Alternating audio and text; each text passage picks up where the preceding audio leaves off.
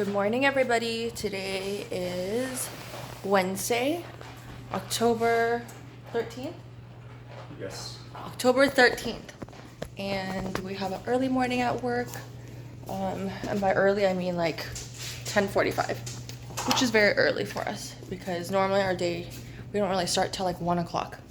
So yeah, anyways, we have coachings with Mr. Forrest Vance. And then I have a very short, easy day. I have like 2 lessons with Caleb and then I am done. So I will get some other work done around the house and I will check back in with you guys later. Camera's this way. Okay, everybody, we are here with Mr. Alexander Zoran. We are choreographing his spring show number. Yes. Are you excited? Everybody wants to be a cat. Everybody wants to be a cat. I am excited. It's Okay. exciting. What do you think of the choreography so far? I think it's challenging. It is a little challenging. It's Yes. really fast. I think it's very challenging. Yes. Yeah, there's like Peabody, swing, foxtrot, jazzy stuff in it. And what are we going to be in it? We're going to be cats.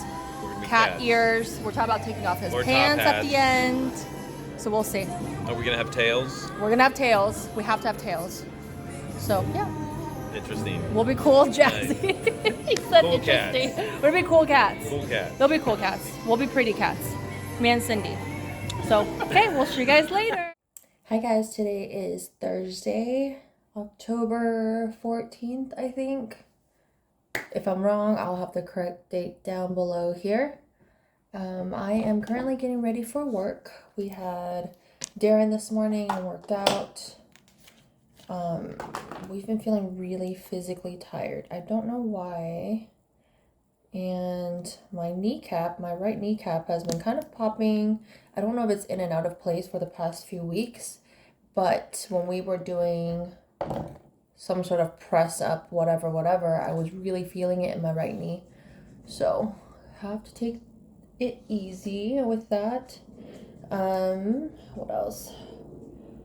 So I just ordered my Halloween costume for the studio Halloween party and I'm super excited.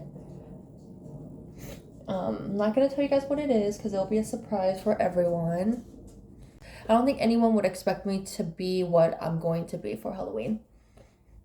If you have an idea of what you think I'm going to dress up as, comment down below.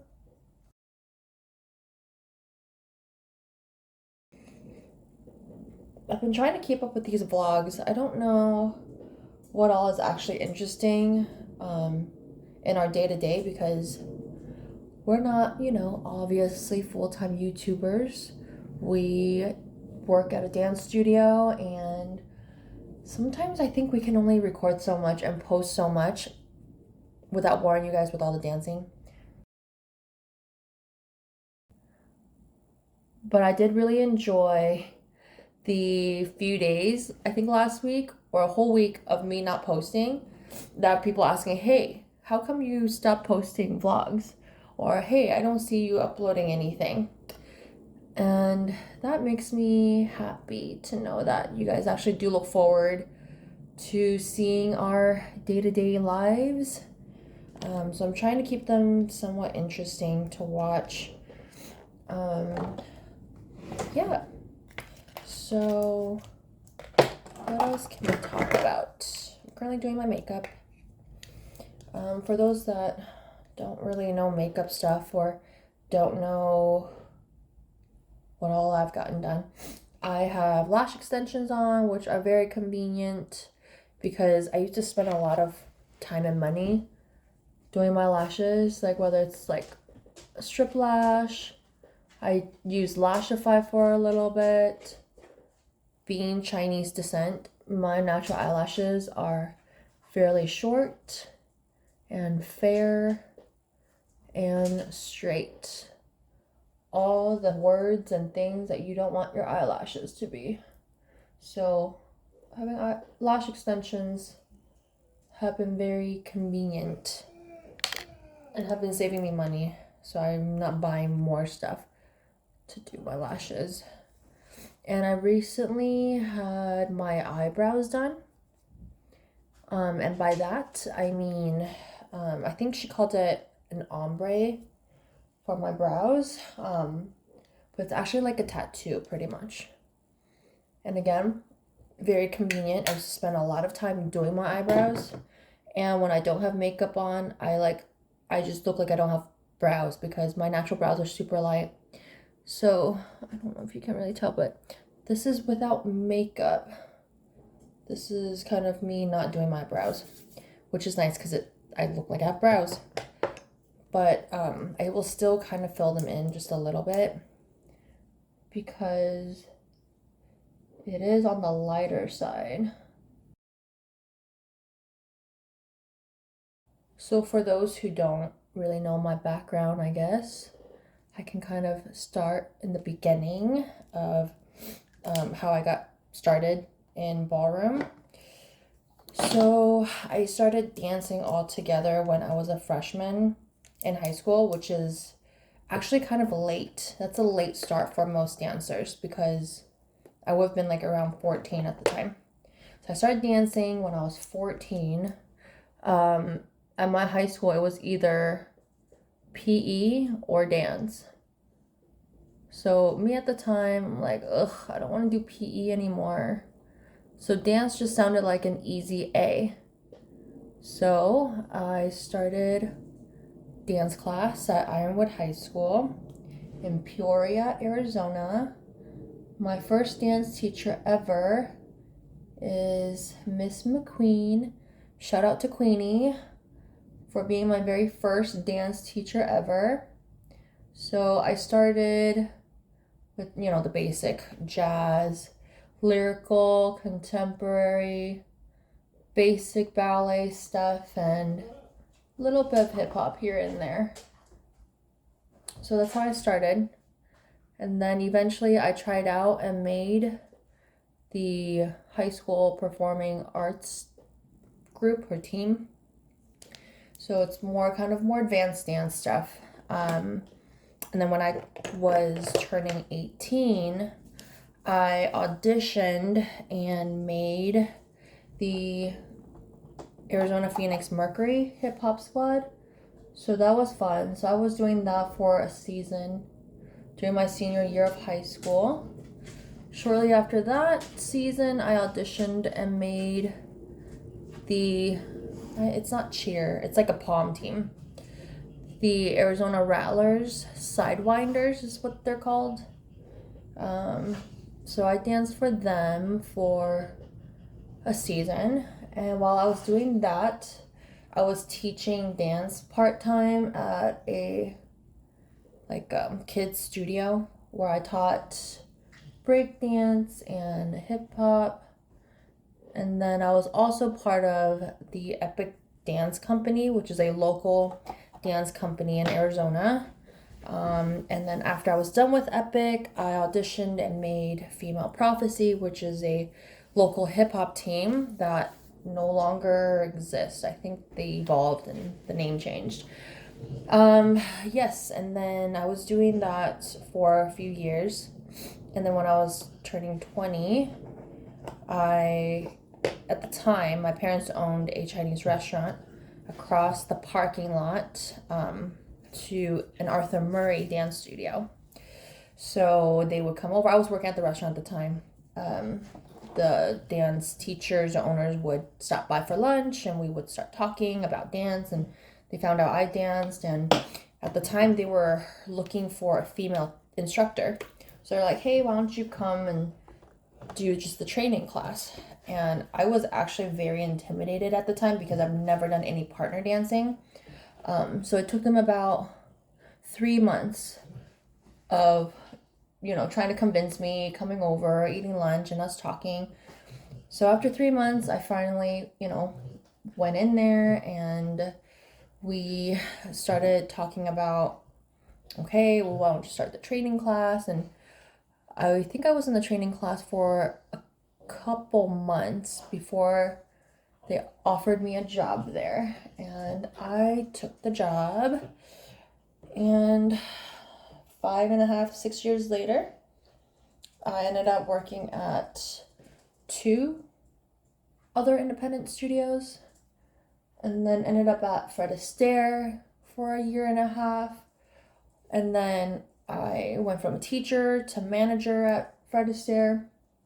And then now I'm at my studio, Arizona Ballroom Champions, an independent studio in Tempe, Arizona. So yeah, that's how I got started in ballroom. So that was, how many years ago was that? Over 12 years ago. So yeah, that was fun. There were a couple years where I took a break. I feel like every dancer kind of goes through that, where they just need a break. So I got into aerial, which is the silk and the lyra hoop. So I did that professionally for a couple years while I was taking a break. And also professionally danced Brazilian samba for a couple years. So yeah, I guess the performance and dance side of me, the artist side of me, never really left, even though I was not doing ballroom during some of the years. So yeah, that's kind of my story on how I started ballroom dancing, or how I got into teaching ballroom. So I would love to hear yours. And I'm gonna finish getting ready here and head to the studio.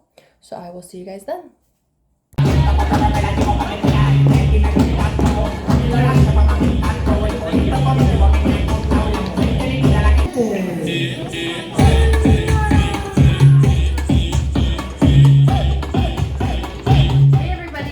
Thursday, and that means our HelloFresh package arrives. So this week I forgot to select the meals, so it's actually going to be a surprise kind of reveal for us too. Before, so I don't really stress about that. So we have one pan Santa Fe pork tacos. Yeah. Sounds good. We have meatballs with bulgogi sauce, which I love bulgogi. Maybe we'll make this tonight because this looks yummy. And then we have mozzarella and herb chicken, which also looks very good. So in here, we have the Santa Fe pork tacos and mozzarella herb chicken and the meatball with bulgogi sauce. Ooh, so we have our protein here. We have a ground pork, which, by the way, their meats, their proteins are actually very lean and very good quality. Like, we had bacon the other night and there was like little to like no oil in the bacon because it's so lean. And then we also had steak. How would you describe the steak? Also very lean, right? Yep. It was all most very of good that quality meat. and yeah, ground beef, and yeah. 85% lean, 15% fat. Last but not least, our chicken cutlet raised without antibiotics. So tonight, let's figure out what we want to eat. I like with the bulgogi. The meatball with bulgogi. Yeah, like That's this thing. Can't wait to start to cook.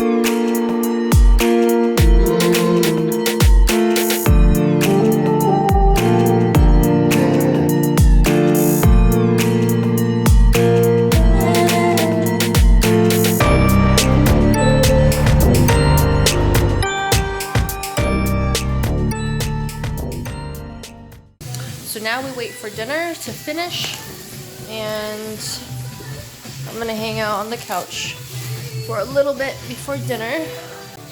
So I have this weird obsession with saltine crackers, and I can literally just eat stacks and stacks of these. So I'm gonna snack on this before dinner so I can ruin my appetite.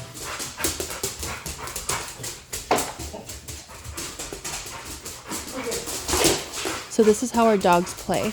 The little one will usually have a toy or a ball in her mouth, and the pit bull likes to chase her around our furnitures, the coffee table, whatever, for literally hours on end. So here is a clip of them playing.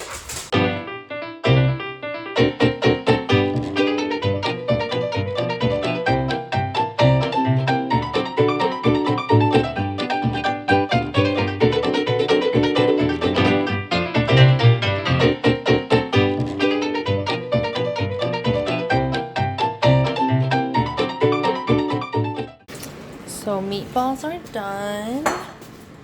We're gonna dunk it in this bulgogi sauce in a second. And the rice comes out perfect every time with the rice cooker. So I can't cook rice without rice cooker. So pour that in there. And mix.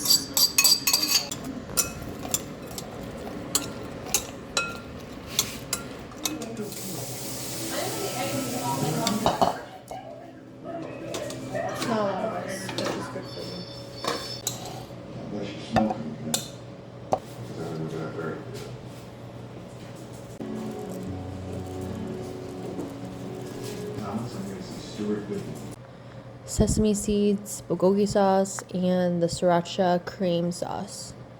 Bon appetit. Come here. Hi.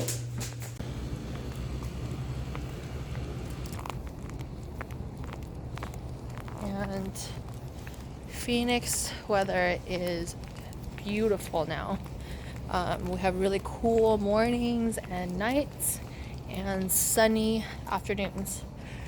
I think today's high was like 80 something.